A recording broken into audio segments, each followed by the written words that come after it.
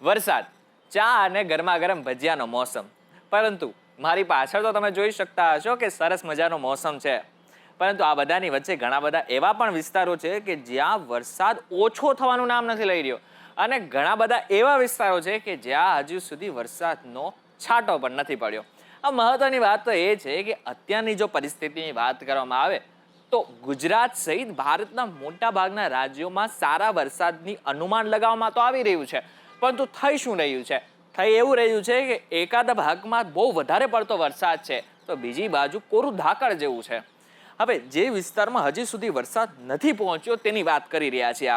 આપણે વાત કરી રહ્યા છીએ ઉત્તર ગુજરાત અને મધ્ય ગુજરાતની. અત્યારે હું અમદાવાદમાં છું. અમદાવાદનો જે વિસ્તાર છે એને મધ્ય ગુજરાતમાં ગણવામાં આવે છે, પરંતુ મારી પાછળ જે વાતાવરણ છે એમ જોતા તો તમને લાગશે કે સારો એવો વરસાદ પડી રહ્યો છે, પરંતુ આમ જોવા જઈએ તો હજુ સુધી અમદાવાદમાં પણ 2 વરસાદ સિવાય કોઈ પણ વરસાદ સારો પડ્યો જ નથી. અત્યારે માત્ર વાદળછાયું વાતાવરણ છે અને કદાચ ઝાપટું પડી ગયું છે.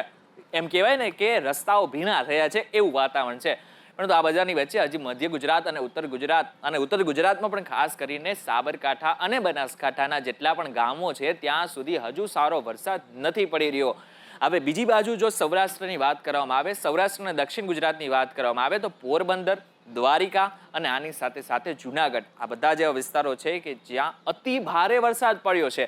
હવે અતિ ભારે જ્યારે હું શબ્દ વાપરી રહ્યો છું ને ત્યારે એનો મતલબ એમ સમજજો કે અહીંયા તો લોકોના ઘરમાં પાણી ઘૂસી ચૂક્યા છે. આની સાથે સાથે કોઈ પણ એવી દુકાનો બાકી નથી કે જ્યાં પાણી ના પહોંચ્યા હોય. આની સાથે સાથે મહત્વની વાત તો એ છે કે હવે આગળના સમયમાં હજુ પણ 5 દિવસ સૌરાષ્ટ્ર અને દક્ષિણ ગુજરાતના જેટલા પણ વિસ્તારો છે, જિલ્લાઓ છે, ત્યાં હજુ પણ વરસાદની આગાહી કરવામાં આવી છે. ગઈકાલની વાત કરવામાં આવે તો વડોદરામાં ઘૂંટણ સમા પાણી ભરાઈ ગયા. હવે એવા પણ ઘરો જોયા હતા મેં કે જ્યાં લોકોના ઘર આખા ડૂબી ગયા હતા. મહત્વની વાત તો એ છે કે હવે બનાસકાંઠા અને સાબરકાંઠાનો શું વાંક છે, કેમ હજુ સુધી ત્યાં સારો વરસાદ નથી થયો?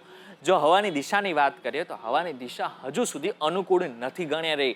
આમ એક બાજુ 3 સિસ્ટમ સક્રિય થઈ હતી, પરંતુ 3 સિસ્ટમ સક્રિય થવા છતાં પણ બનાસકાંઠાને અને આની સાથે સાથે જે સાબરકાંઠાનો વિસ્તાર છે ત્યાં હજુ સુધી સારો વરસાદ નથી થયો. ગઈકાલની વાત કરવામાં આવે તો ગઈકાલે સારો વરસાદ થઈ ગયો, પરંતુ એક જ વરસાદ થયો.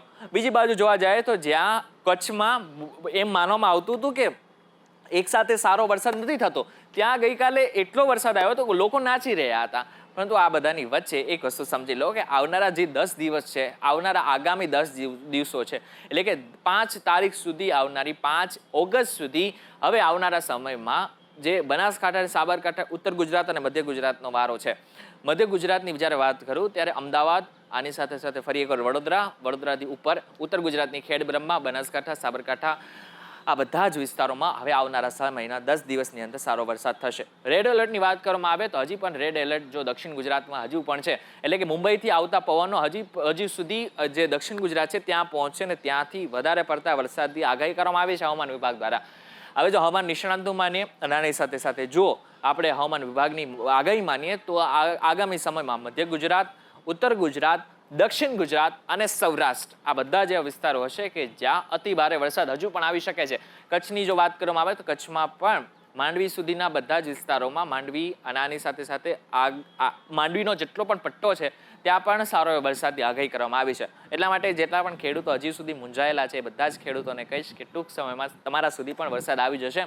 અને આશા રાખીએ કે આ વર્ષે જે વરસાદ આવવાનો છે, ચોમાસું બેસી ગયું છે, એ ચોમાસું દરેક ખેડૂતને જીવનમાં આનંદદાયી આવે.